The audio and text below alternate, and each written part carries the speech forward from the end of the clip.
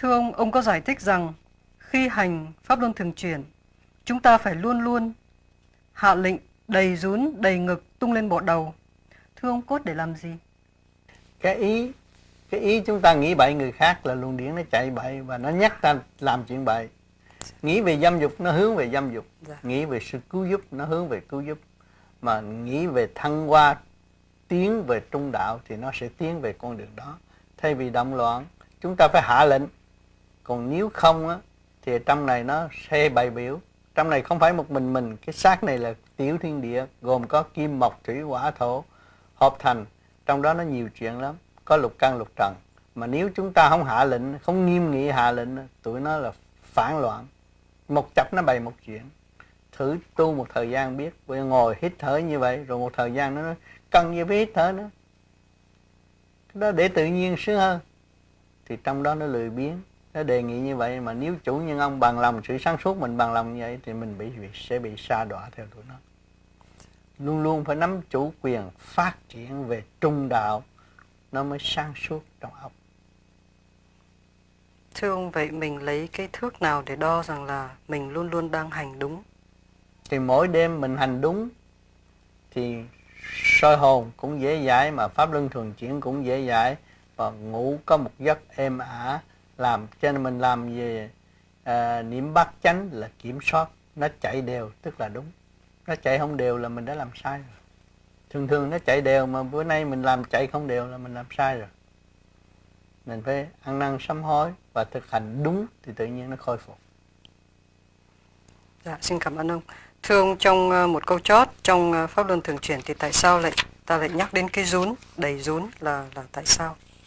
Đầy rúng, đầy ngực tung lên bờ đầu. Cái rúng đó, nó liên hệ với cái ruột, mà đầy rúng đó, nó cũng giải được cái thận tốt nữa. Thận thủy nó chuyển chạy lên trên óc.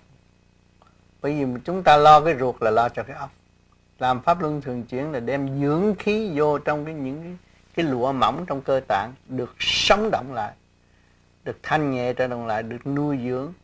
Mình lấy cái nguyên khí của trời đất nuôi dưỡng cơ tạng thì con người nó bền bỉ hơn và ít bệnh hoạn hơn. Dạ thưa ông, mà phải đi từ cái chiều hướng là từ rún rồi tung lên bộ ngực rồi mới tung lên bộ đầu. Cái lệnh mình như vậy, đầy rúng, đầy ngực tung lên bộ đầu. Còn đi xuống dưới nó động cái quả tam muội, nó làm con mắt đỏ. Rồi ta mới là nói là gì? Tu rồi nó động thần kinh rồi này cái nọ là hít sai thôi. Hít đúng nó không có sai. Còn động xuống dưới là nó làm đỏ con mắt. Tẩu quả nhập ma là chỗ đó. Nhiều người tu tưởng là tôi hít cho mạnh rồi để tôi đánh lộn. Cái đó đi học võ còn sớm hơn tu thiền. Tu thiền phải đem về cái nhẹ, lấy cái diệu pháp đi lên mới là kêu một tu thiền. Tu thiền mà làm cho thiệt mạnh để đi đánh võ, cái đó không được, không có đúng, không có áp dụng theo tu thiền được. Nhiều người làm sai lắm. Cho nên tôi làm những cuốn băng chính tôi thực tập để cho mọi người thấy và phải làm đúng, giữ đúng, cứ trì kỳ chí nay chút mai chút nó sẽ thành. Đừng có vội vã mà bỏ pháp chạy đi pháp khác rồi nó cũng vậy đó thôi. Nó cũng cô động như vậy và không tiến, làm tạo khổ cho chính mình mà thôi. Thưa ông, sau phần pháp luân thường chuyển thì đến phần định thần. Xin ông cho biết rõ ràng là định là như thế nào, vì có nhiều bạn đạo thì thấy ngồi định gục đầu hoặc là gập mình xuống. Thưa ông, như vậy có được hay không?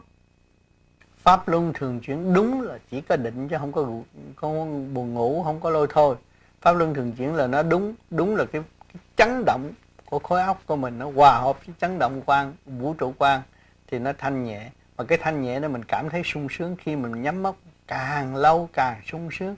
Mà lâu mình tưởng đâu ngắn lắm, thích ngồi nhiều hơn thay vì vội đứng dậy, là lúc đó là mình được đi lên một lớp nhẹ. Vâng.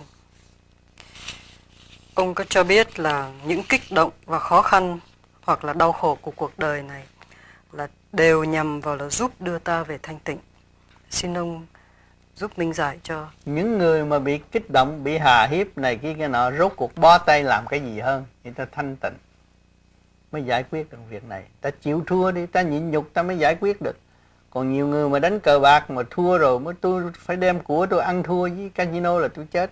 Tôi nhịn nhục, tôi bằng lòng thua nó thì tôi sẽ có cơ hội khôi phục lại. Còn tu thì cũng phải vậy, phải nhịn nhục tối đa mới giải được nghiệp tâm. Còn nếu mà thiếu nhịn nhục không có bao giờ tu được. Đi lên nó khó lắm. Mình đi lên cõi nào mình cũng dơ hơn họ, mình không có sạch hơn họ được. Thì bây giờ mình phải nhịn nhục mình mới bước qua cái chỗ đó. Ở đời đi làm cũng vậy, muốn lên cấp cao cũng phải nhịn nhục, mới tự nhiên người ta đề nghị cái chức tốt cho mình ngồi. Thưa ông, theo sự hiểu biết của ông, như vậy con người phải mạnh lắm mới có thể nhịn nhục được. Thành ra có rất nhiều quý vị cũng nói rằng nếu tôi cứ nhịn nhục hoài thì người ta không còn coi tôi là gì nữa. Thưa ông nghĩ sao? Cũng như mặt trời, họ còn coi mặt trời không ra gì mà mình đâu có ăn chung gì, đâu có hơn mặt trời được.